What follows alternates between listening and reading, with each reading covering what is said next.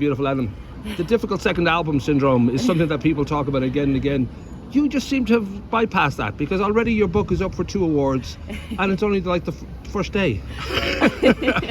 But how did it feel for you when it came to approaching it? Was it a bit of a nerve-wracking thing there's expectation on me now? Yeah, it was hugely nerve-wracking, I think. I always wanted to write the second book for the boys, but there was a lot of, I suppose, expectation, and I felt a sort of self-imposed pressure to get it right for the boys as well. I wanted to make sure that they felt empowered by these stories, and that girls could relate to them, that it was as that it connected with kids as much as the first book, and I really wanted to make sure that I could deliver on that. So this nomination with the Irish Book Awards, it's a good feeling. It's telling me I'm in the right track. Well, I'm often thinking too, when it comes to these books, that there's so much detail, so there's a lot of research, and then by the same token, there has to be poetry in it. There has to be you putting flesh on the bones of what you find. I don't know if they're equally kind of satisfying, or whether the real joy is when you've done all the research, you can suddenly just create like a book. I think, for me, there's definitely joy to be found in both. I spent 4 years researching these stories, and I discovered so much, and I was almost incensed myself at how little I knew. So that was definitely an eye-opening experience. But even when I went to write the second book, Gods Don't Cry, there was still so much that I was researching. You're always researching with a book like this, and learning, and I really enjoy that process, and learning more about this fidel, this ancient Irish chess, or what a dulcimer sounds like, and playing YouTube videos while I'm writing. So I really enjoy the research, but it's lovely to be able to let go and put myself inside the minds of these characters and imagine what their lives might have been like, and how they felt at the time, what they were eating and how it tasted, and all of that. Now, I spoke to 2022 when your first book came out, huge success, and I know that at that time you said when you were 12 and you got into history, and Marita McKenna came into your class. I don't know if you had any kind of, because you're now in that world, I don't know whether you've crossed paths or you've sort of met people that you've sort of only just read about or dreamt about, because you're definitely in the world now of being noticed, that this is what you do and this is who you are. Well, thank you very much. I am very happy to say that Marita sent me a letter. Boom. It was a beautiful letter, which was so kind of her. I think she'd seen I'd been fangirling her in every interview. So she was very kind to do that, and it meant a huge amount to me. And I'm meeting, mentors and kind of literary heroes of mine at these events, and it's surreal. I hope Marita used a quill or a parchment. I think she did use a lovely pen. It might have been a cartridge pen, and she drew a little picture of a hawthorn tree on the top of the letters, so I will cherish that forever. So when it came to like a book like this, you mentioned it maybe already, it takes quite a few years of thought and quite a few years of research.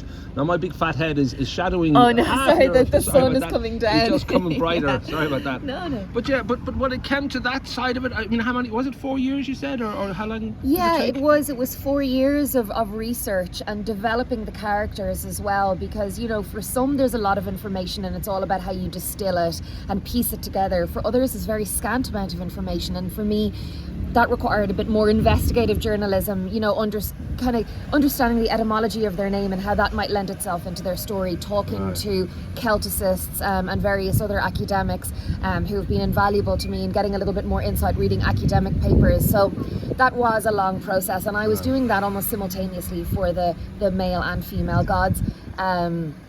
There's a bit to that, because we're only really now having access to a lot of these reputable translations of these ancient texts, which were written, of course, in ancient Irish and Latin.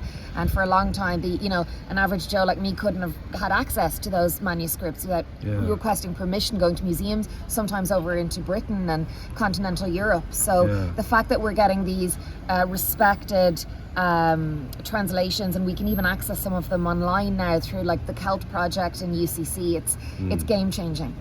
I'm guessing because a writer's brain, that you're always thinking of other angles and other ways, and how best you sort of deduct to get down to the bone of what you really need.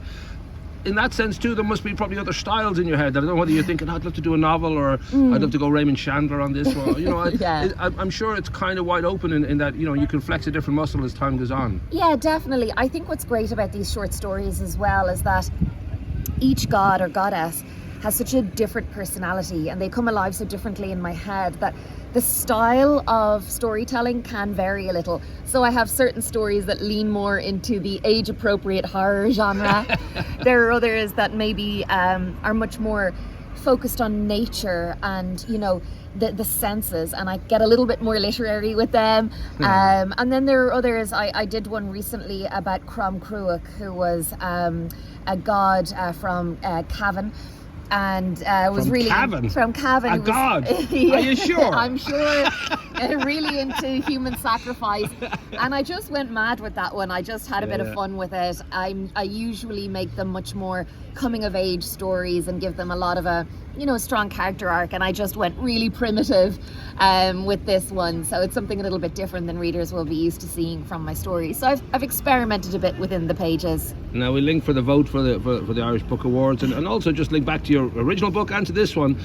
Can you sort of be satisfied when it's out there and already there's a good reception to it, or is it always something that you, I don't know, like your own kid, like you just sort of feel you always want to maybe do a little bit more work on it and sort of think about, oh, maybe I should have done this, maybe I should have done that? Yeah, of course. There's always other gods that maybe I could have talked about more, or I would have some that I didn't really get to feature at all. I think there's so much more that we could be saying as a nation about this ancient pantheon that we have. I think it could bring great tourist opportunities for us.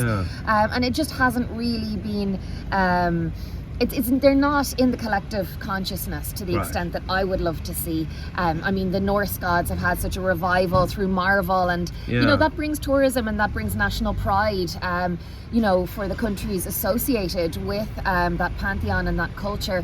So yeah, I would love to see that for us, and I would love to do more with the Irish gods over time. And just to be sure now that the Scandinavians and the Greeks, they're not going to be annoyed with us now trying to muscle in their territory. They're going to be We okay. have been here the whole time. Rock as well. and roll, that is true. Yeah. Feck 'em, feck 'em.